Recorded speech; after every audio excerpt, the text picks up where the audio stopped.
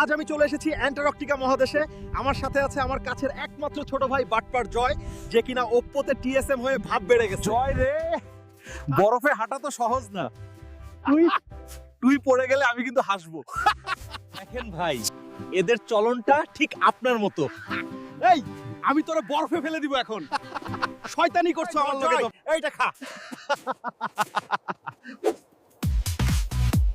আমি কিন্তু রিভেঞ্জ নিব ভাই।